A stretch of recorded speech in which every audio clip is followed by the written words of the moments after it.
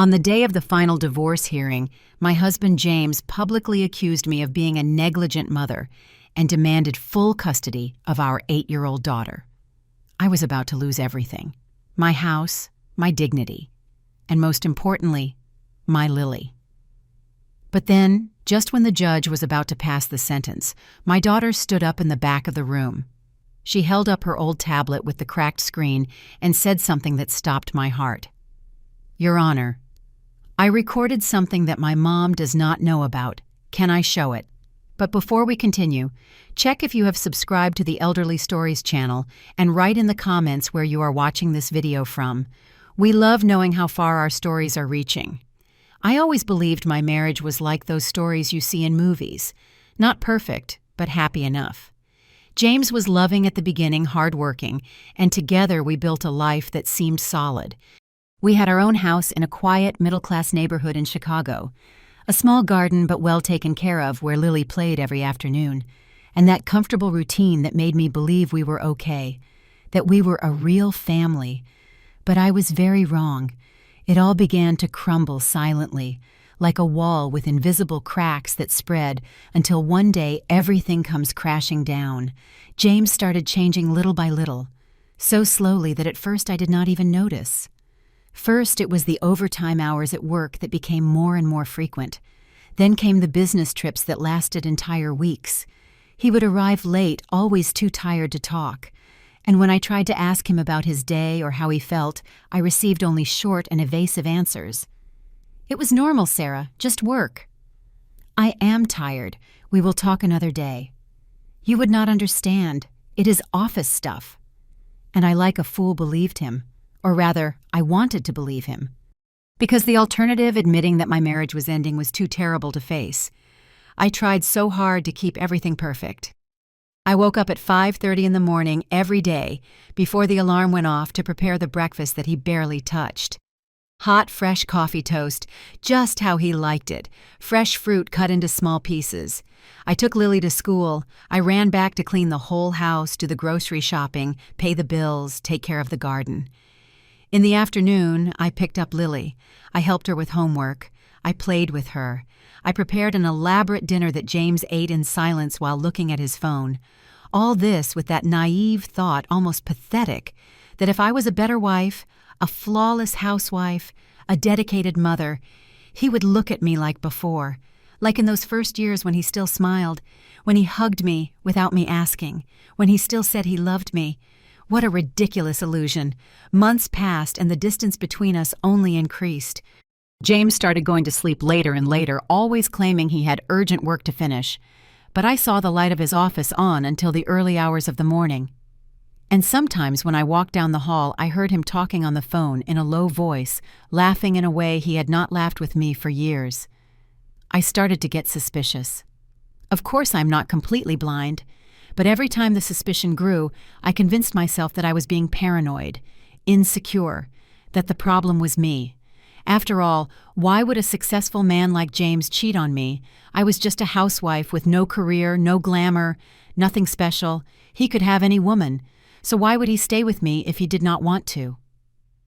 This twisted logic kept me in denial for a long time. One Tuesday afternoon, a completely normal day, everything changed suddenly. It was around 4 in the afternoon, and I was in the kitchen preparing a snack for Lily when I heard the garage door open. It seemed strange because James never arrived before 7, sometimes 8. I thought maybe he had forgotten something important. But when he walked through the door, the expression on his face was not that of someone who had forgotten something. It was the face of someone who had made a decision that would change everything. He did not even take off his shoes, which was already weird because he was obsessive about keeping the house clean. He simply threw his leather briefcase onto the living room sofa with a dry thud and called me. "Sarah, come here. I need to speak with you." His tone of voice was cold, impersonal, as if he were speaking to an employee who was about to be fired. My heart started beating faster. I dried my hands on the kitchen towel and walked slowly toward the living room, feeling a knot in my stomach that grew with every step. "What happened?" I asked, trying to keep my voice normal, but it came out trembling. He stood up with his arms crossed, looking at me with those eyes that I once loved and that now looked like those of a stranger. Then, without any preparation, without a minimum of delicacy or consideration, for the 13 years we spent together, for the vows we made in church, for the daughter we raised, he told me, "Sarah, I want a divorce." The words fell on me like a bucket of ice water in the middle of winter. I felt my entire body freeze. My breathing failed. My vision blurred. I could not say anything. I just stood there, looking at him, waiting, begging in silence for him to say it was a bad joke, that he was stressed, that this was not what he meant. But he continued, and every phrase that came out of his mouth was sharper, crueler than the last. "I cannot stand this life anymore, Sarah. You are complacent. You do nothing but stay at home spending my money. The house is a mess. You do not take good care of anything. And Lily is becoming spoiled, overprotected. You are hurting her development." Every word was a stab wound. I wanted to scream. I wanted to defend myself. I wanted to say that all of that was a lie, that I dedicated every second of my life to this house and our daughter. But my voice would not come out. It was trapped in my throat, along with the crying I fought to hold back. "But James, we can talk. We can try to solve it. We can go to couples therapy.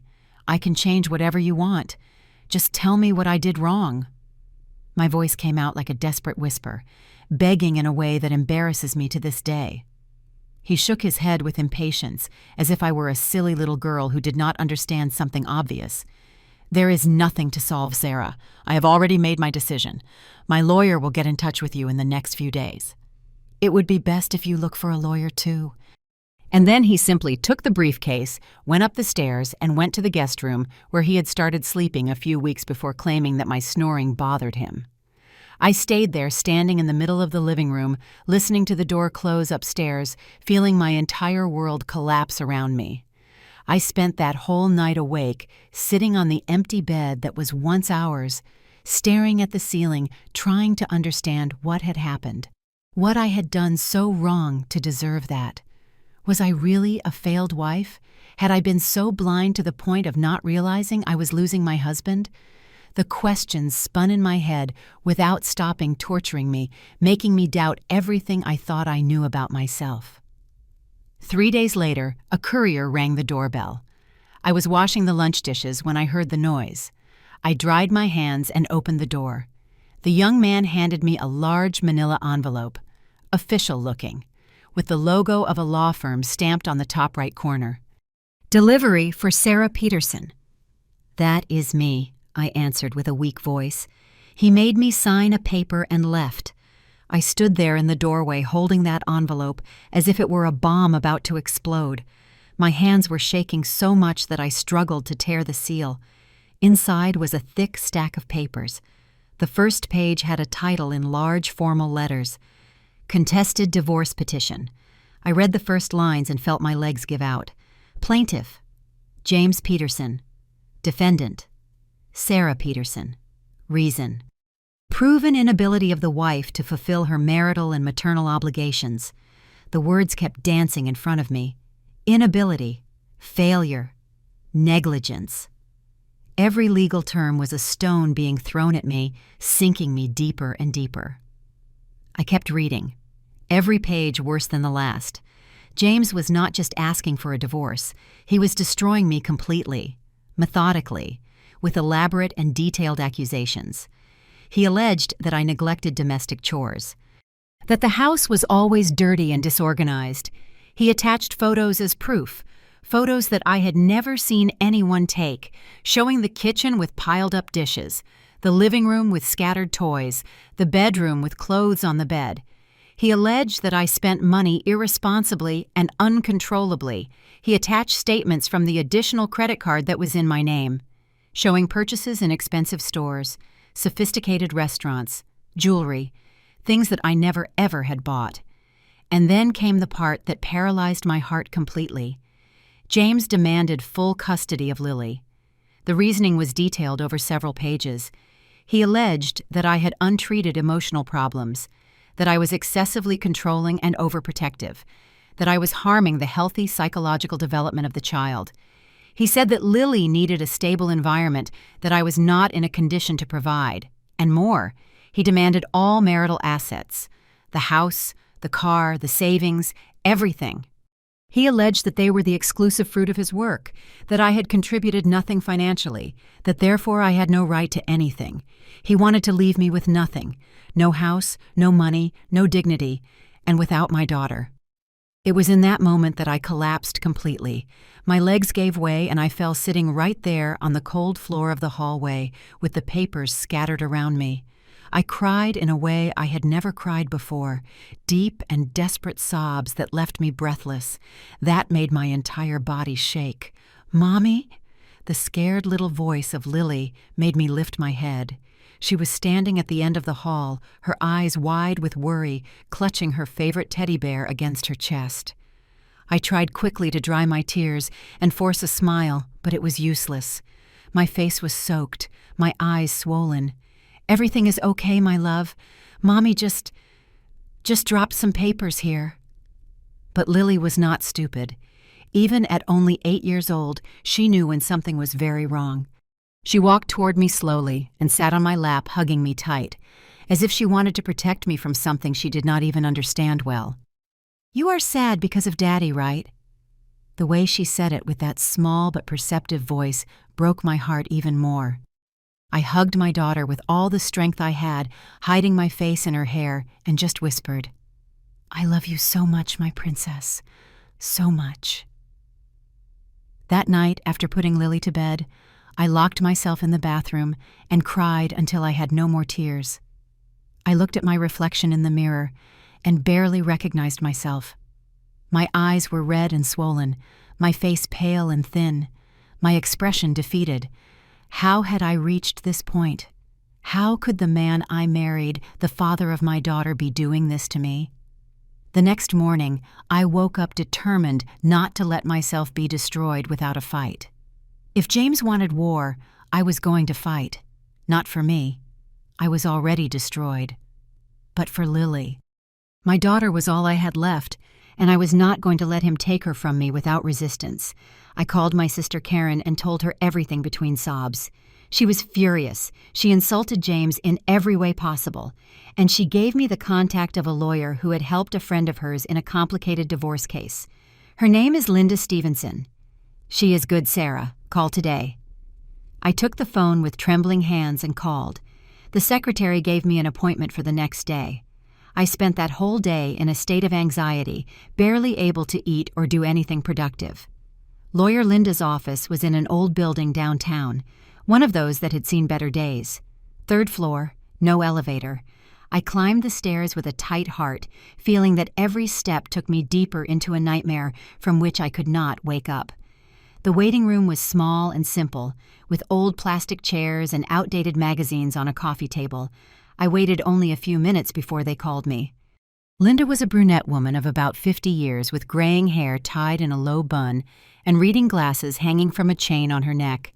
She wore a brown blazer over a cream blouse, and she had a firm but kind look that immediately made me feel I could trust her. "Sit here, Sarah," she said, pointing to a chair in front of her desk full of files. "Tell me what is happening." And I told her. Everything.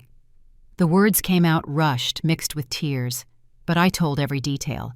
The sudden divorce request, the absurd accusations, the manipulated photos, the credit card expenses I did not make, and mainly the request for full custody of Lily.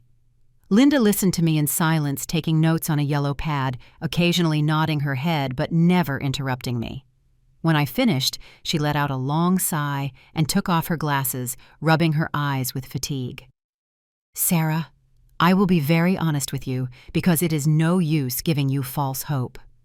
Your husband prepared this very, very well. He has probably been planning it for months, maybe even more than a year." I felt my stomach turn. "He has an expensive lawyer, very expensive," she continued. "Robert Stone. I know his work. He is a competent man, but unscrupulous. He plays dirty, he manipulates evidence, he intimidates witnesses, and he always wins. So I do not have a chance." My voice came out weak, defeated. "I did not say that." Linda leaned forward, looking at me seriously. "I said it will be difficult, very difficult, but not impossible. We are going to fight Sarah. I am not going to let you lose your daughter without fighting until the end." She opened the copy of the file that I had brought and began to examine page by page, making notes in the margins, frowning at some points. "Those photos of the house, do you remember when they were taken?" she asked, turning the document toward me. I looked at the images and my heart shrank. I recognized them immediately. It was about 2 months ago. I was very sick, bad flu and high fever. I was practically in bed for almost a week. The house got messy because I did not have the strength to clean, and James refused to help me. He said he had a lot of work. Linda wrote that down. "And did you go to the doctor? Do you have any note prescription, anything that proves you were sick?" I shook my head. "No, I just bought medicine at the pharmacy." "I thought I would get better on my own," she sighed. "Without medical documentation, it is hard to prove. It is your word against the photos." She flipped through a few more pages and stopped at the credit card statements. "And these purchases, do you recognize any?" I examined the card. "Brand name bags, jewelry, dinners at expensive restaurants. I never bought any of that.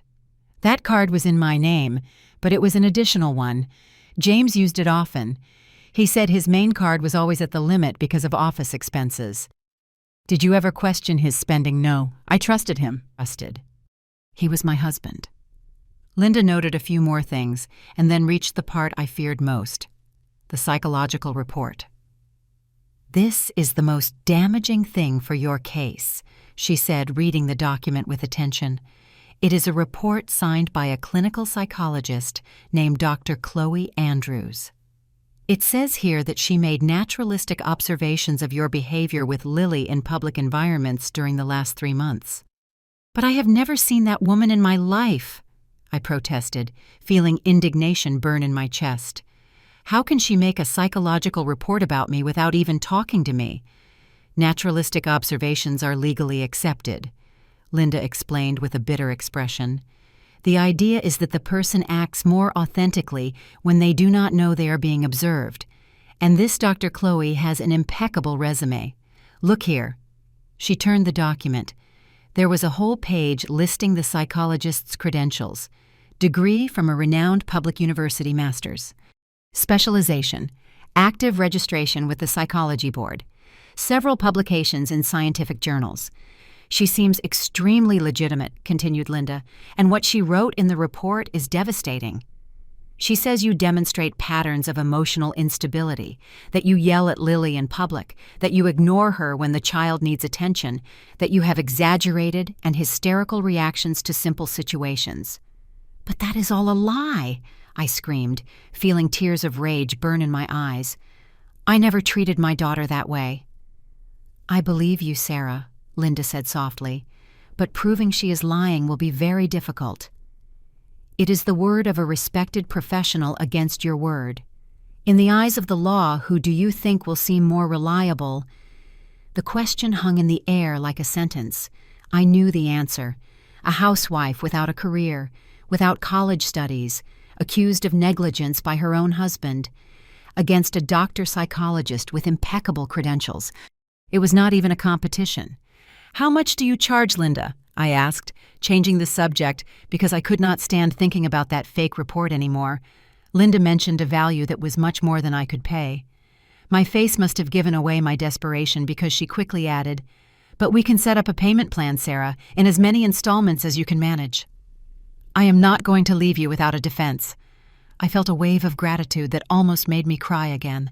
After so much cruelty, that kindness from a stranger moved me deeply. "Thank you." It was all I could say. I left that office feeling a little less lost, but still deeply scared. The battle was just beginning, and I was already exhausted even before taking the first step. In the days that followed, the tension at home became absolutely unbearable. James had not left the house. He was still living there, but like a hostile stranger. He slept in the guest room. He ate at different times than me. He avoided any interaction that was not strictly necessary. And in front of Lily, he was the perfect father. It was there that I realized it was all calculated, part of a bigger plan. James started bringing expensive gifts to Lily almost every day. a giant imported doll, a brand new state-of-the-art tablet, brand name clothes, expensive sneakers, things I could never buy her because I lived off the monthly allowance he gave me, which barely covered the basic expenses of the house and school. He took Lily on outings to the luxury mall, to the most expensive amusement park in the city, to sophisticated restaurants, and he always came back commenting in front of her, "Wow, Princess, that restaurant was much better than the food at home, right? Oh, how great that Daddy can give you these cool things you deserve." Every phrase was a disguised stab, a subtle way to undermine my authority and my value as a mother. And the worst is that I saw it working. Lily started to feel confused, divided. She still loved me, I knew that, but she also loved all the attention and gifts her father was giving her. James also started to actively interfere in my relationship with her. If I asked Lily to clean her room, he appeared and said, "Leave it, Princess. You do not have to do that now. You can keep playing." If I prepared dinner with love, he made a disgusted face and ordered takeout, saying out loud, "How about we eat pizza today, Lily? That delicious pizza you love. This food here does not look very appetizing." If I tried to help Lily with homework, he interrupted me. "Let me teach her Sarah. You always complicate things too much and confuse the girl." Every gesture, every word was meticulously chosen to make me look incompetent, unnecessary, useless. And I felt exactly like that. One night this went too far. It was around 8 at night, the time when Lily was normally already home, bathed and eating dinner. But that day she did not come back from school at the normal time. I called the school and they told me her father had picked her up. I felt my heart race. I called James once, twice, 5, 10 times. He did not answer. The hours passed with a torturous slowness. 7 at night, 8, 9. I was practically going crazy with worry, walking from one side to the other in the living room, checking the phone every 10 seconds, looking out the window expecting to see his car arrive. It was only at 10:30 at night that I heard the garage door open. I ran to the door. Lily walked in with a huge smile on her face, carrying a giant bag full of stuffed animals and toys from an amusement park. "Mommy, it was so fun. Daddy took me to Six Flags. There was a roller coaster, cotton candy, and look how many animals I won." Behind her, James walked in calmly, with that arrogant smile on his lips, knowing exactly what he had done. "Where were you?" I screamed, unable to control the tone of my voice. "Why didn't you warn me I was desperate, thinking something had happened?" "Relax, Sarah," he said with absolute indifference. "I am her father. I have every right to take my own daughter for an outing." "But you had to tell me." I was worried. "For what?" "To ruin the outing with your drama." Lily was standing between the two of us, looking at us with wide eyes, confused and scared. I immediately lowered my voice, forcing a calm I did not feel. "Go take a bath and brush your teeth, love. It is already very late to sleep." After she went up, I turned to James. It was then that I smelled it. That scent. Female perfume. Soft but unmistakable. Impregnated in his shirt. It was not men's cologne. It was something floral, delicate, clearly a woman's. Our eyes met. I knew. He knew that I knew, and he did not care in the slightest to hide it. "Did you notice?" he said with a cruel smile. "Did you really believe I was going to live forever trapped with a mediocre woman like you?" The words were like a slap. But I did not answer. I did not give him the satisfaction of seeing me crumble. I simply turned my back and went up the stairs, feeling the weight of the humiliation crushing me. That same night, after tucking Lily in, I noticed something strange that had been intriguing me for weeks. James had given her a brand new tablet, state-of-the-art, expensive, with a big screen and without a single scratch. But Lily kept using the old tablet, the one I had bought 2 years ago on sale. That had fallen on the floor several times and now had the screen all cracked. Whenever I went into her room, I saw the old tablet hidden under the pillow or inside her school backpack. Once, I even caught her holding the broken device against her chest while she slept as if it were a stuffed animal. "Why don't you use the new tablet your dad gave you, my love?" I asked her once with genuine curiosity. She just shrugged. "I like this one more." "But the screen is all broken." "Does it not hurt your finger?" "No, I am careful." It seemed strange to me, but I did not insist. Kids get attached to old things sometimes, I thought. Maybe it was just that. I had no idea that old tablet held the biggest secret of all. The following weeks were a blur of anxiety court paperwork and desperate attempts to prepare my defense. Linda made me gather all kinds of evidence that could help my case. Photos of Lily happy with me, affectionate messages she had sent me, drawings she made with, "I love you so much, Mommy," written in crooked handwriting. But all that seemed so weak compared to the proof James had. The first mediation hearing was scheduled. I arrived at the courthouse with my legs trembling, wearing the only formal clothes I had. Black pants and a simple white blouse, already a little faded. Linda was waiting for me at the entrance, and even she did not look very optimistic. The mediation room was small and stuffy, with a long table in the center and uncomfortable chairs. The mediator was a lady of about 60 years, with a tired expression of someone who had already seen thousands of couples destroy each other. On the other side of the table was James, impeccable in his navy blue suit, next to Robert Stone, a man of about 45 years, gray hair at the temples, expensive gray suit, silk tie, and a predator's gaze. The mediator tried to start with a conciliatory tone, talking about finding a middle ground that was good for everyone, especially for the child. But even before she finished, Robert Stone interrupted her. "With all due respect, Madam Mediator, but there is no middle ground to discuss here," he said with a firm and authoritative voice. "My client has substantial and irrefutable proof that Mrs. Sarah is incapable of providing an adequate environment for the minor. He is being extremely generous by not filing an additional lawsuit for parental negligence." I felt my face burn with humiliation. Linda tried to intervene. "Mr. Stone, with all due respect, those proofs you speak of are circumstantial and easily refutable. Mrs. Sarah is a dedicated mother who leaves the house in deplorable conditions," he interrupted, opening a folder and spreading the photos on the table, "who spends money compulsively on luxury items while neglecting the basic needs of her daughter, who, according to the evaluation of a respected mental health professional, demonstrates worrying patterns of emotional instability." He slid a copy of the psychological report across the table, with that photo of Dr. Chloe in the header, smiling professionally. "Our request is simple and reasonable," continued Robert Stone. "Full custody for the father, who is financially stable, emotionally balanced, and genuinely concerned for the well-being of the child. Regarding the assets, my client is willing to allow Mrs. Sarah to remain in the residence for up to 3 months after the sentence, time enough for her to find another place to live." "Another place?" My voice came out like a squeak. "That is my house." "That house," said Robert Stone with a condescending smile, "was acquired exclusively with my client's income. You did not contribute financially at any time, therefore you have no right to it." Linda slammed her folder on the table. "My client gave up her career to take care of the home and her daughter according to a mutual agreement between the couple. That contribution is as valuable as—" "Valuable." Robert Stone let out a mocking laugh. "Leaving dirty dishes piled up and toys scattered is a valuable contribution." The mediator tried to intervene, asking for calm, but it was useless. The meeting had turned into a war, and I was completely unarmed. The mediation failed miserably. We left there with the certainty that the case would go to trial. And in the trial, I knew. The chances of me winning were practically zero. In the following days, I tried to discover more about this Dr. Chloe Andrews.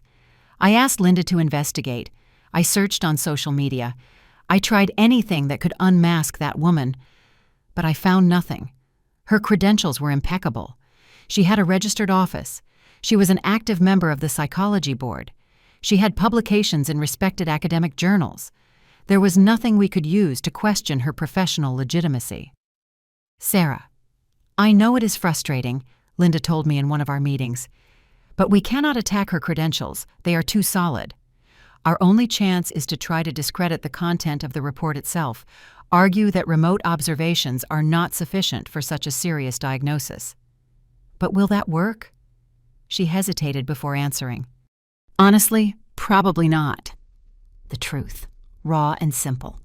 I was going to lose Lily, not for being a bad mother, but because my husband had money, an unscrupulous lawyer, and a mistress willing to lie under oath.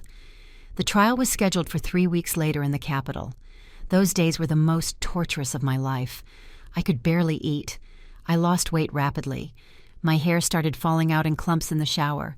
I developed chronic insomnia, spending entire nights awake, staring at the ceiling, imagining what it would be like to live without my daughter. At home, James intensified his psychological campaign. He started whispering things to Lily that I only discovered later when she repeated them innocently. Daddy said when I live with him, I am going to have a much bigger room. Daddy said Mommy does not feel well, and that is why she is sad. Daddy said if I live with him, I can have a puppy. Every phrase was a poisoned arrow, sowing doubt in the mind of my little daughter, making her believe that life would be better without me. One night, about a week before the trial, I could not hold it in anymore. After tucking Lily in, I collapsed. I sat on the floor of my room with my back against the wall and cried desperately. I cried for everything I had lost, for the marriage I discovered was a lie, for the trust that was betrayed, for the dignity that was trampled, and mainly for the daughter who was about to be snatched from me. It was then that I heard light footsteps in the hall. The door opened slowly and Lily appeared, with her unicorn pajamas, holding that old broken tablet against her chest. Mommy. Her voice was so small, so worried. I quickly tried to dry my tears, force a smile, pretend everything was fine, but it was useless. My face was soaked, my eyes swollen.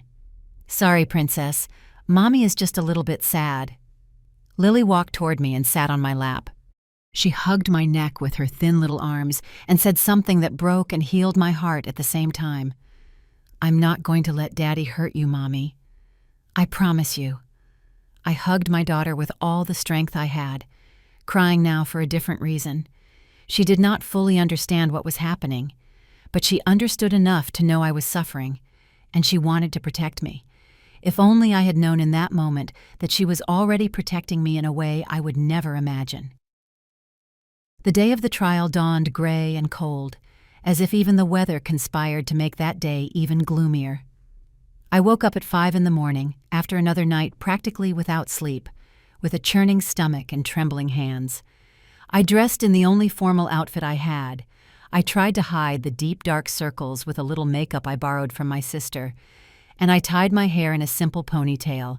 I looked at my reflection in the mirror and saw a woman I barely recognized, pale, thin, with dull eyes and an expression of anticipated defeat. I left Lily at my sister Karen's house. My daughter hugged me tightly before I left and whispered in my ear, "Everything will be okay, Mommy. Trust me." I did not understand what she meant by that. I thought she was just a child trying to console her mother with sweet words. I kissed her forehead and left feeling my heart breaking with every step that took me away from her. The courthouse was immense and intimidating, an old building of imposing architecture, with tall columns at the entrance and marble stairs that seemed to never end. Inside the halls echoed with the sound of hurried footsteps of lawyers, the murmurs of families waiting for trials, the stifled crying of those who had already lost their battles. The courtroom was even more terrifying. Very high ceilings, walls lined with dark wood, heavy mahogany benches, and the seal of justice immense and golden hanging behind the judge's chair.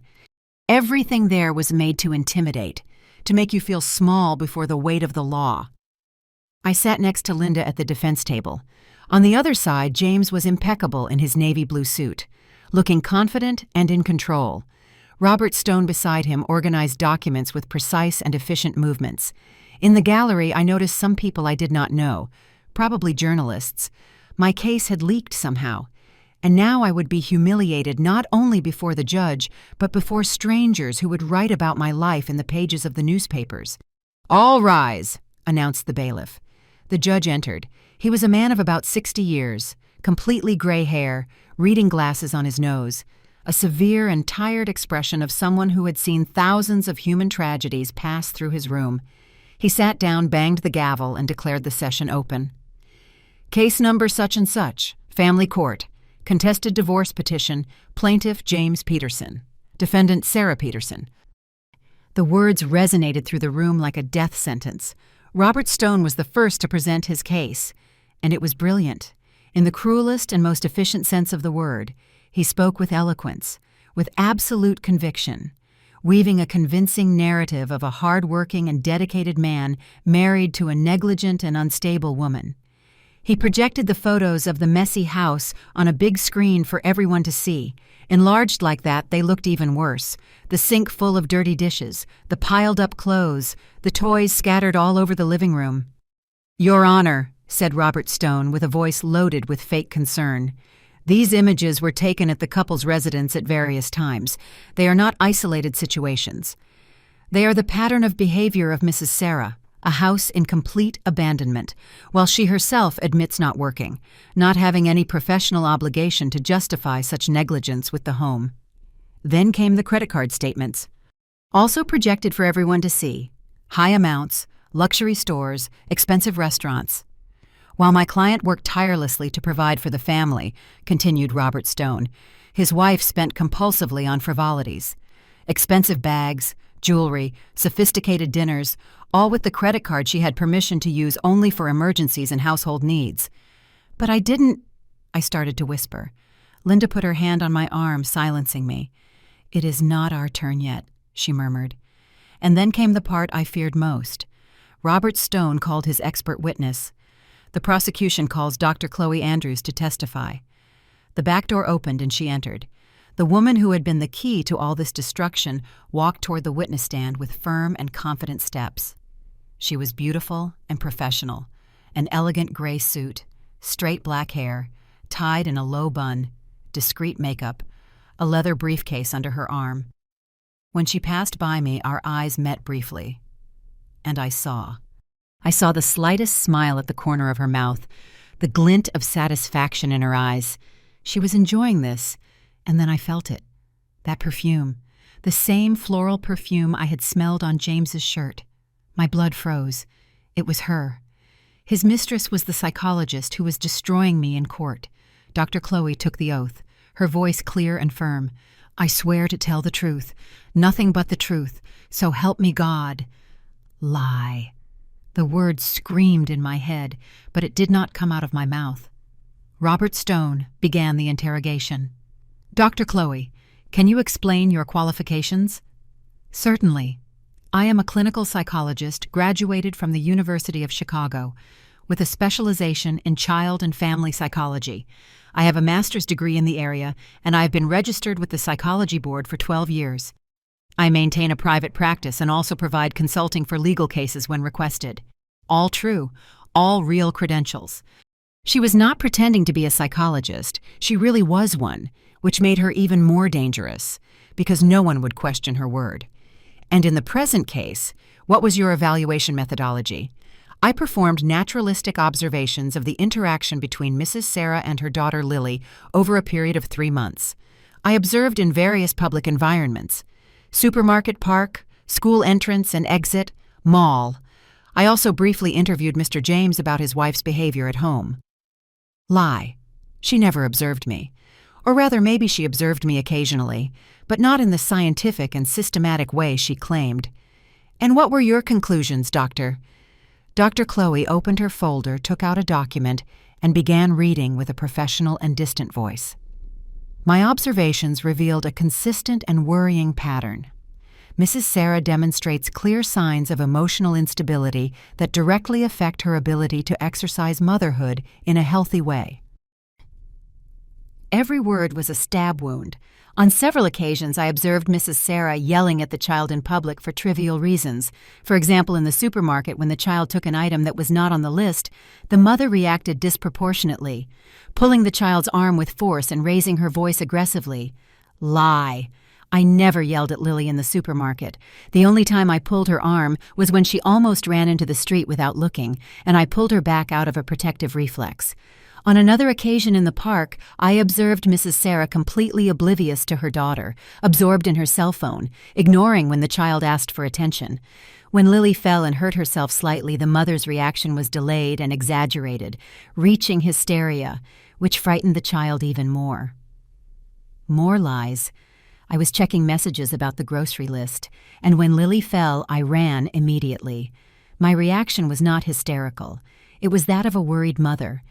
Dr. Chloe continued relentlessly. I also observed signs of emotional neglect. The child frequently seemed downcast, withdrawn in the presence of the mother. There are indications that Mrs. Sarah's emotional instability is causing psychological damage to the child. My vision blurred with tears. I wanted to scream. I wanted to jump and snatch those papers from her hands. But Linda held my arm tightly. "Hold on," she whispered. "Do not react." "What is your professional recommendation, doctor?" asked Robert Stone. Dr. Chloe looked me straight in the eyes when answering, and her look was full of fake pity. "For the psychological well-being and healthy development of the minor, Lily, I strongly recommend that full custody be granted to the father, Mr. James, who proves to be the stable and balanced parental figure the child needs." The judge's gavel banged. "Thank you, doctor. The defense may cross-examine." Linda stood up, and I saw in her eyes that she was going to do the best she could, but we both knew she was fighting a giant. Linda walked toward the witness stand with firm steps, but I saw the tension in her shoulders. She knew she had an almost impossible task ahead, discrediting a professional with impeccable credentials without seeming desperate. "Dr. Chloe," she began with a calm voice, "you mentioned that you conducted observations for 3 months. Can you specify how many times you observed my client?" Dr. Chloe did not hesitate. "Approximately 15 observation sessions, each lasting between 1 and 3 hours. And at no time did you introduce yourself to Mrs. Sarah or request permission to observe her?" "No. As I explained, naturalistic observations require that the subject is not aware of being evaluated to ensure authentic and unrehearsed behavior." "I understand." Linda flipped through some papers. "And you were hired directly by Mr. James to perform this evaluation, correct?" "I was hired professionally, yes, as is common in legal cases." "And how much were you paid for that service?" Robert Stone stood up immediately. "Objection, Your Honor. The witness's professional compensation is irrelevant." "Sustained," said the judge. "Counselor, keep the questions relevant to the merit of the evaluation." Linda nodded, but did not give up. "Dr. Chloe, would it be fair to say that your observations capture only isolated moments outside the full context of Mrs. Sarah's life?" "All psychological observations capture specific moments, Counselor. It is through the observation of multiple moments that we identify behavioral patterns." "But you were never in Mrs. Sarah's house. You never interviewed her formally. You never talked to other people who live with her daily, like school teachers, neighbors, family members." For the first time, Dr. Chloe hesitated for a fraction of a second. "The naturalistic observation methodology does not require—" "Please answer only the question, yes or no." "No, I did not interview other sources." "So your report is based exclusively on your personal and subjective observations of isolated moments in public places. They are professional observations based on my experience." "Thank you. No more questions." It was a brave effort, but I saw on the judge's face that it had not been enough. He kept that neutral expression, but his notes seemed to favor the psychologist's initial testimony more than the questions raised by Linda. Then it was my turn to testify. I walked to the witness stand with my legs shaking so much I thought I was going to fall. I took the oath with a voice so low that the judge asked me to repeat it louder. Linda asked me kind questions first, giving me the chance to tell my version. I explained about the photos that were taken when I was sick. I explained about this credit card that James used and put in my name. I explained that I was always a present and dedicated mother, that Lily was everything to me. But when it was Robert Stone's turn to interrogate me, it was like being thrown into an arena with a hungry lion. "Mrs. Sarah," he began with that fake tone of concern, "do you have any professional training, any college degree?" "No." "I stopped studying when I got married." "And do you work?" "No, I take care of the house and Lily." "So it is fair to say that you depend completely financially on Mr. James?" "Well, yes, but it was an agreement between us when Lily was born." "Please just yes or no." "Yes." "Do you deny that these photos—" He showed the enlarged images. Were taken in your house. No, they were taken there, but... Yes or no, Mrs. Sarah? Yes, but I was sick. Do you have any documented proof that you were sick? Doctor's note, prescription. Anything. My voice failed. No. Do you deny that these expenses, he pointed to the statements, were made with the card in your name? It was not me who bought those things. But the card was in your name. Yes, but... Thank you. Now, Mrs. Sarah. He got closer with predator eyes. Do you consider yourself emotionally stable? Yes. Then can you explain this to me? He held up a large photo. It was me, in my bedroom, with messy hair, red face, mouth open in a scream. I was clearly crying and screaming hysterically. My heart stopped. I remembered that night. It was when James had provoked me. He had insulted me. He had called me useless until I finally broke. And he had recorded it. He had recorded my reaction on purpose, provoking me until I exploded, just to have that photo. I tried to explain, but my voice came out choked. Is this the behavior of an emotionally stable person? Mrs. Sarah, is this what your 8-year-old daughter should be seeing? You do not understand. He provoked me?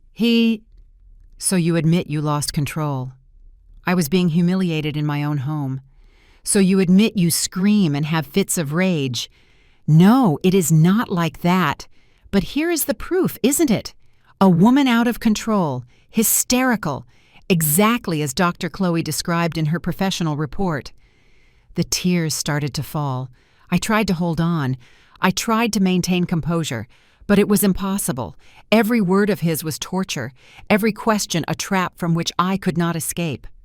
No more questions, Your Honor, said Robert Stone with a satisfied smile, returning to his table. He had just proved exactly what they wanted, that I was unstable, emotional, hysterical. I stepped down from the witness stand with trembling legs, feeling like I had dug my own grave. The rest of the trial passed like a blur. More witnesses, more evidence, more humiliations. Until finally, at the end of that first day, the judge banged the gavel. The sentencing hearing will be next week. Everyone must be present. Dismissed. I left there completely destroyed. Linda tried to console me in the hallway, but her own words betrayed her desperation. Sarah, it is not over yet. We have a week to prepare. Prepare for what? My voice came out hollow, lifeless. I lost. We know it. She did not deny it. She just squeezed my hand in silence. That night was the longest of my life. I returned home, to that house that soon would no longer be mine, and I sat in the darkness of the living room, hugging my knees, crying in silence. I heard footsteps on the stairs. Lily came down. Even though it was very late, she should not be awake. She had stayed at Karen's house, but my sister brought her back because she insisted she needed to be with me. Mommy. I lifted my face. She was there, with her unicorn pajamas, holding that old tablet with the cracked screen. Why aren't you sleeping, Princess? She did not answer. She just came toward me and sat on my lap. Too big for that now, but still my baby. She hugged me and whispered, Don't cry, Mommy. I am going to fix this. I did not understand what she meant, but I did not ask either. I just hugged her against me, smelling her strawberry shampoo, memorizing every detail because I feared that soon those memories would be all I would have left of her. The week leading up to the final hearing was a nightmare in slow motion. I barely ate. I barely slept. I walked around the house like a ghost. James, on the other hand, was visibly satisfied. I saw his smile when he thought I was not looking. The way he already talked about when Lily comes to live with me. As if my defeat was absolute and inevitable. And it probably was. On the eve of the hearing, I could not sleep a single minute. I lay in the dark, staring at the ceiling, while my mind went over all the moments of humiliation, all the lies that had been told about me, all the injustice of that situation. At 5 a.m, I gave up trying to sleep. I got up and went to Lily's room. She was sleeping deeply, with a serene face, oblivious to the nightmare that was about to destroy our lives. I sat on the edge of her bed and just watched her. I memorized every detail, the freckles on her nose, the long eyelashes, the way she held her breath before sighing in her sleep. If this was one of the last moments we would have like this, I wanted to record every second in my memory. The old tablet was there, half hidden under the pillow. For an instant I thought about taking it and seeing what was on there that made Lily so attached to that broken device, but I did not. I felt it would be an invasion of her privacy, even if she was just a child. If only I had looked. If only I had known what was there. Kept like a precious secret. It would have changed everything sooner. But I did not look. I just kissed my daughter's forehead and left the room to prepare for what would be the worst day of my life.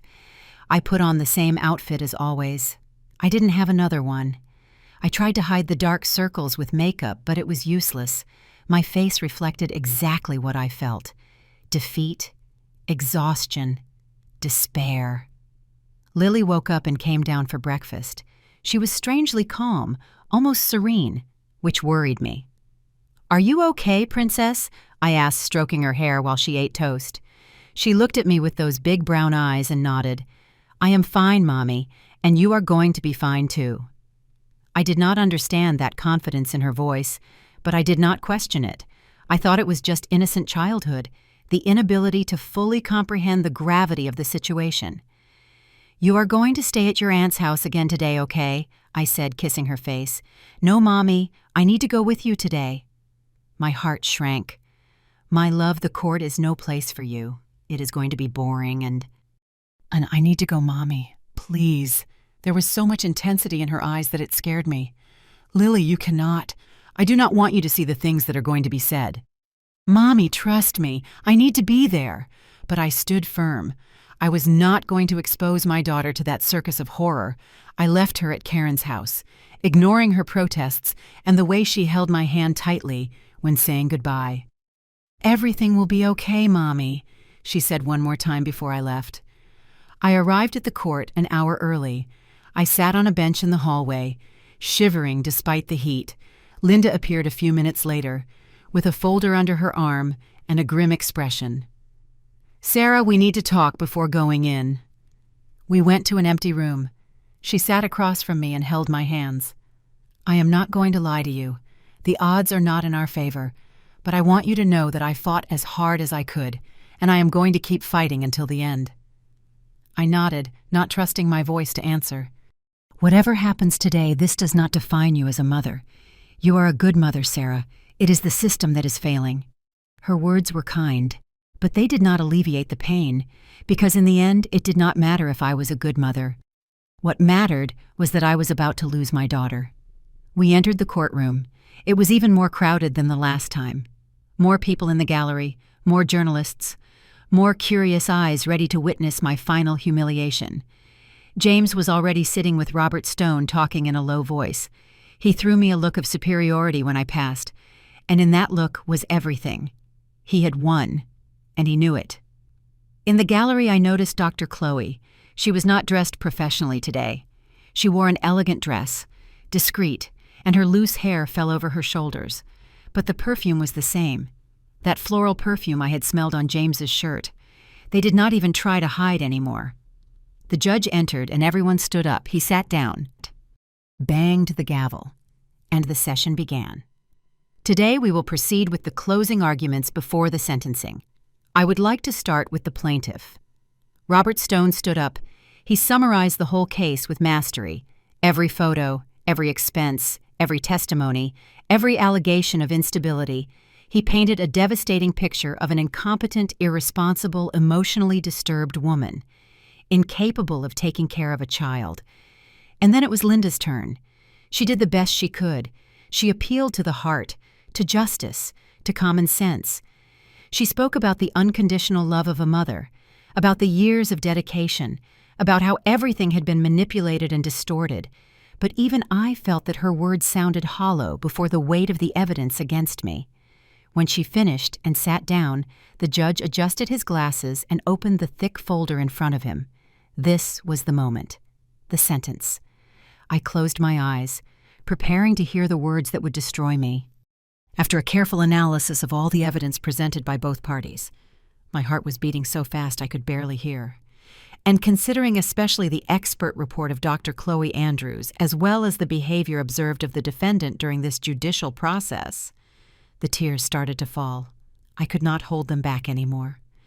This court concludes that the best interest of the minor Lily will be served by... And then it happened. A voice cut the solemn silence of the court. Wait. It was a childish voice, high-pitched, strong. Everyone in the room turned their heads at the same time. At the back door, which had been left ajar, was Lily, my daughter, in her school uniform, backpack on her back, holding something in her hands. She had entered alone, without anyone noticing. My heart stopped completely. Lily! James's voice came out like a choked scream. He stood up so fast the chair almost fell over. What are you doing here? Get out immediately. But Lily did not move. She stood there, small but determined, holding that old tablet with the cracked screen against her chest. Your Honor, she said with her voice trembling but surprisingly clear, I need to show something. Please. The judge's gavel had been suspended in the air. He looked at the child with an expression of complete surprise. How did this child get in here? Robert Stone stood up, indignant. Your Honor, this is completely irregular. This session is private. A minor cannot simply interrupt. I came in alone, said Lily, her voice becoming firmer. I took a taxi from my aunt's house to here. I needed to come. I felt my world spinning. My 8-year-old daughter had come alone in a taxi to the court. How, why, Your Honor, continued Robert Stone, with a loud and irritated voice. I demand that this child be removed immediately. This is a farce, a desperate attempt to... Silence! The judge banged the gavel with force. Counselor Stone, sit down. The lawyer hesitated, but obeyed. The judge turned his gaze to Lily, and his expression had changed. There was curiosity there, and maybe a flash of suspicion that something important was about to happen. Child, he said with a softer voice. What is your name? Lily. Lily Peterson. I am their daughter. She pointed to James and me. And what do you need to show Lily? She held up the old tablet. I recorded something my mom does not know about, something that shows the truth. The entire courtroom fell into absolute silence. You could hear a pin drop. James's face had turned white as paper. I saw the panic in his eyes, pure and absolute. And then I saw when he looked quickly at Dr. Chloe in the gallery, and they both exchanged a look of horror. They knew. Whatever was on that tablet, they knew what it was. This is absurd. James finally found his voice. Your Honor, my daughter is a child. She does not understand what she is doing. This is clearly a manipulation by... Mr. James, I am not going to ask again. Sit down and keep quiet, or I will order you removed from the room. James sat down, but his eyes were fixed on Lily with a terrifying intensity. The judge looked at the bailiff. Bring the child here, and bring equipment to connect that device to our monitors. A bailiff walked toward Lily and gently took her hand, guiding her to the front. She passed by me and our eyes met. There was something in her eyes, courage, determination, and a confidence that left me confused. Trust me, Mommy, she whispered as she passed. Another bailiff took the tablet and began connecting it to the court's projection system. It took a few minutes, every second seeming like an eternity. James was visibly sweating now. Dr. Chloe had stood up from the gallery as if she wanted to leave, but the door was blocked by curious people. Finally, the large screen on the court wall flickered. The tablet menu image appeared. It was old, slow, but it worked. Which file, little one? Asked the bailiff. Lily pointed. That one, the video from March 14th.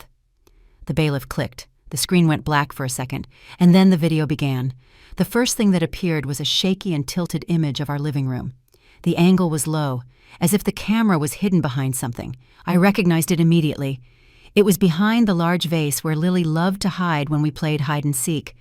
For a few seconds, only the empty sofa and part of the bookshelf were visible. And then 2 figures entered the frame, James and Dr. Chloe. A murmur of astonishment ran through the entire courtroom, but it was not the professional and impeccable Dr. Chloe who had testified a few days before. It was a woman in casual clothes, jeans and a low-cut blouse, hair loose, laughing while James pulled her by the waist. And then he kissed her. A long kiss. Deep. Passionate. "Oh my God," I heard someone whisper in the gallery. At the table next to me, Linda had leaned forward, with eyes wide open. On the other side, Robert Stone was pale, clearly realizing that his case was crumbling before his eyes. The audio began to play, and Dr. Chloe's voice echoed through the courtroom. "Are you absolutely sure the plan is going to work? Your wife won't suspect anything." James's voice, clear as crystal. "Sarah is too stupid to suspect. Completely submissive. I already transferred almost all the money from the joint account to your account. When the judge gives the sentence, we are going to have everything. Lily's custody, the house, the savings, everything." I felt as if I had been punched in the stomach. I was hearing James admit, in front of everyone, that he had stolen our money, planned every detail of this charade. In the video, Dr. Chloe sat on his lap, putting her arms around his neck. "And what about my testimony? Do you really think it was convincing enough?" "It was perfect," said James, kissing her, "especially because I have those photos of her losing control. I am going to provoke her again before the final trial. I am going to insult her, humiliate her until she explodes in front of the judge. That way your report will seem absolutely accurate. She will behave exactly as you described, hysterical, unstable, out of control." Tears ran down my face, but this time they were not just from pain. It was also disbelief, rage, and a beginning of hope. Dr. Chloe laughed in the video. "You are a genius, and after we get everything, how long do you think it will take to get rid of the girl? Because honestly, James, I do not want to raise your daughter." My blood froze. Had I heard right? Were they planning not only to take Lily from me, but to get rid of her? In the video, James shrugged. "We put her in a boarding school as soon as possible. Or send her to some distant relative. I don't know. We'll manage. The important thing is to destroy Sarah completely. She deserves nothing. Absolutely nothing." The video showed the two toasting with glasses of wine, laughing cruelly. And then the screen went black. The silence in the court was sepulchral. No one moved. No one breathed. I looked at Lily, who was standing next to the bailiff. She was looking at me, with tears running down her little face, but also with an expression of determination. My little daughter, my hero, she had saved me. The silence was broken by the noise of a chair scraping violently against the floor. It was Dr. Chloe, trying desperately to get out of the row of seats in the gallery, fighting to get to the door. "Stop that woman!" The judge's voice thundered through the room with an authority and fury that scared everyone. "Now." Two officers ran and intercepted Dr. Chloe before she could leave. She started screaming, crying, struggling. "No! You don't understand. He forced me. He forced me to do this. Silence." The judge banged the gavel with so much force that the thunderclap echoed through the whole room. James was standing, hands in his hair, in total panic. "Your Honor, I can explain. That video was taken out of context. We were just—" "Sit down immediately, Mr. James." James collapsed into the chair. His face was wet with sweat, his eyes wide with terror. The man who had entered that room so confident, so arrogant, now was completely destroyed. Robert Stone had his head in his hands. He knew his career had just crumbled along with the case. The judge looked at the bailiff holding Lily. "Bring that child to my bench. Now." The bailiff gently guided Lily to the front. The judge stepped down from his high chair, something completely irregular, and knelt at her height. "Lily," he said with a surprisingly kind voice, "you were very, very brave, and very smart. Can you tell me when and why you made this recording?" Lily wiped her tears with the back of her hand. "It was a few months ago. Daddy said he was going to work late, but I heard his car come back very early. I wanted to show him my new drawing, so I went down. But then I saw him coming in with that lady." She pointed to Dr. Chloe, "and they kissed, and I got scared." Why did you get scared? Because I knew it was wrong, that Daddy was doing something bad to Mommy. Her voice became more trembling. So I hid behind the living room vase, that big one, and I remembered that my mom always said that if we see someone doing something bad, we have to have proof, so I took my old tablet and recorded. The judge nodded. And why didn't you show it to your mom? Because in the video, Daddy said Mommy couldn't know. He said it was a secret, so I thought I had to keep the secret. New tears fell. But then Daddy started saying Mommy was bad. And that lady also said Mommy was bad. And that is not true. My mom is the best mom in the world. She takes care of me. She makes yummy food. She hugs me when I have nightmares. She helps me with homework. She is good. Lily's voice rose, full of passion and childish indignation. Then today I heard my aunt talking on the phone that the judge was going to take Mommy away from me, and I cannot let that happen. So I took my money that I had saved, called a taxi, and came here to show the truth. The judge remained silent for a moment, just looking at that brave 8-year-old girl. Then he put his hand on her shoulder. You did the right thing, Lily. Thank you very much for trusting in justice. He stood up and returned to his chair. His expression was no longer neutral. He was furious. Officer, handcuff Mr. James and Ms. Chloe Andrews immediately. What? James screamed. Your Honor, this is absurd. You cannot. I can, and I will. The judge practically roared. And if you open your mouth one more time, I will add contempt of court to your charges. The officers approached with handcuffs. Dr. Chloe was crying uncontrollably while they held her hands behind her back. James did not react. He just stood still, with empty eyes, while the handcuffs clicked on his wrists. The judge looked at Robert Stone. Counselor Robert Stone, you will be cited by the Bar Association Ethics Council. I have strong suspicions that you were aware of this scheme, or at least were negligent in verifying the veracity of the evidence you presented. Robert Stone did not answer. He just lowered his head. Then the judge looked at me, and for the first time since this whole nightmare began, someone looked at me with true compassion. Mrs. Sarah, on behalf of this court, I deeply apologize for what you have been subjected to. This has been one of the most shameful cases of judicial manipulation I have witnessed in my 30 years of career. I could not speak. I could only cry. By the force of the irrefutable evidence presented by the minor Lily, he continued now with a formal voice, this court revokes all accusations made against Mrs. Sarah. The divorce petition filed by Mr. James is denied. However, I authorize Mrs. Sarah to immediately file for divorce for cause against him, with all her rights preserved and expanded. Bang of the gavel. Full, complete, and unconditional custody of the minor Lily is granted to her mother, Mrs. Sarah. Mr. James is prevented from any contact with the child until he answers criminally for the crimes he committed. Another bang. I order the immediate blocking and freezing of all bank accounts and assets in the name of Mr. James and Ms. Chloe Andrews. A complete audit will be performed to track all the money stolen from Mrs. Sarah. And everything, absolutely everything, will be returned with monetary correction and substantial compensation for moral damages.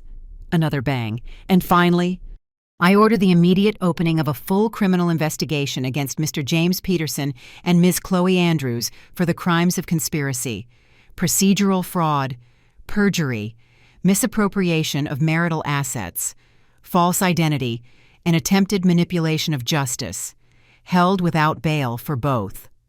Final bang. Take them away. The officers began dragging James and Dr. Chloe out. She was screaming and crying. James was silent, defeated, destroyed. When he passed by me, our eyes met for a second. There was no longer arrogance there, only the awareness of what he had lost. As soon as the door closed behind them, I stood up unsteadily. My legs barely held me. I looked at Lily, who was still near the judge's table. Lily. She ran toward me and I took her in my arms, hugging her so tight I feared hurting her. I fell to my knees right there, in the middle of the court, holding my daughter against my chest, sobbing uncontrollably. You saved me. I whispered between sobs. "You saved me, my princess. I wasn't going to let them hurt you, Mommy," she said, also crying. "You are the best mom in the world." Linda knelt beside us, with tears running down her face. She put her hands on our heads. "You won. You won." The months that followed were a whirlwind of changes. The story of the broken tablet, as the media began to call it, became national news. Newspapers, websites, TV shows. Everyone wanted to tell the story of the 8-year-old girl who saved her mother from a cruel conspiracy. But I protected Lily from all that. I refused all interviews, all photo requests. My daughter was not going to be turned into a spectacle. The criminal investigation was quick and devastating for James and Dr. Chloe. They discovered they had been having an affair for almost 3 years. They discovered that the whole plan to destroy me had been meticulously prepared for over a year. James had actually transferred more than $500,000 to accounts in Dr. Chloe's name over the months, all the money from our joint account, plus loans he took out, using our house as collateral. Everything was frozen, tracked, and returned to me, along with compensation for moral damages that the judge established at a value that left me speechless. James was sentenced to 10 years in prison. Dr. Chloe received 8 years, and her professional license was permanently revoked. Robert Stone had his law license revoked and answered for complicity, receiving 3 years. I sold the house where so much pain had happened. I could not stay there anymore.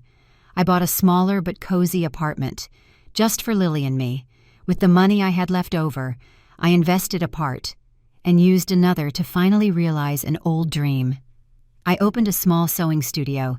It had been something I loved doing before I got married. But James made me believe it was a waste of time. Now I made custom clothes, fixed garments, did alterations. I didn't earn much, but it was mine. It was independence. It was dignity. Lily went back to being the happy child she always was. The child psychologist I hired, a real one, ethical and careful, said my daughter demonstrated impressive resilience. "She saved you because she loves you unconditionally, Sarah, and children who are loved like that develop extraordinary inner strength." The old tablet with the cracked screen, I kept it in a special box, like a family heirloom. One day, when Lily is older, I will give it back to her and tell her the full story of how a broken device saved our family. Today, 6 months after that day in court, I am sitting in my studio, sewing a party dress, when Lily arrives from school. "Mommy, look," she runs toward me, holding a paper. "I got an A on my essay." I take the paper and read. The theme was My Hero. She wrote about me, about how I take care of her, how I make the best pancakes in the world, how I hug her when she has nightmares, how I never gave up even when everything seemed lost. Tears come back to my eyes, but they are good tears. "You know you are my hero, right?" I say, pulling her for a hug. "If it weren't for you, I would have lost everything." "I just showed the truth, Mommy. The truth always wins in the end." I look at her little face, so pure, and at the same time, so wise. She is only 8 years old, but she already understands things that many adults never comprehend. Sometimes I still wake up in the middle of the night, sweating cold, dreaming that I am in that courtroom, hearing the judge give the sentence against me. But then I get up, I go to Lily's room, I see her sleeping peacefully. And I remember that that was just a nightmare that almost came true. Almost. But it didn't, because my daughter, with her courage and her pure love, did not allow it. I learned so many lessons from this terrible experience. I learned that trusting blindly can be dangerous. I learned that the people we love are sometimes capable of hurting us in the worst possible ways. I learned that the system can be manipulated by those who have money and lack scruples. But I also learned that the truth has a weight that no lie can hold forever. I learned that true love, the love of a mother for a daughter and a daughter for a mother, is the most powerful force that exists. And I learned that I should never, ever, underestimate the courage and intelligence of a child who loves. James is serving his sentence. I don't think about him anymore. He is part of a past I left behind, of a life that no longer exists. Dr. Chloe, too. They chose the path of lies and cruelty, and now they pay the price. I chose the path of truth and love, and although it was painful, it was the right path, today. When I look at Lily, I see not only my daughter, but my Savior, and I promise myself every day that I am going to spend the rest of my life being the mother she deserves. Not perfect, because no one is, but present, loving, true. And regarding that old tablet with the cracked screen, it is still kept in the special box, a reminder that sometimes the most broken and despised objects hold the most precious treasures, just like people.